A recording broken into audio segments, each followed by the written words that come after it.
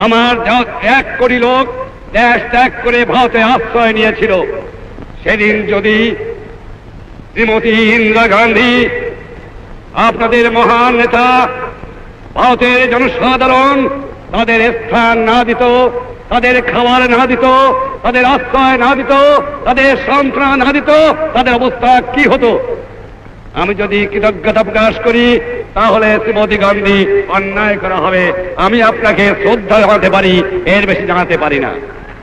আপনাদের এই দান কোনোদিন আমরা শোধ করতে পারবো না। স্বাধীনতা পেয়েছি বড় রক্তের বিনিময়ে পেয়েছি।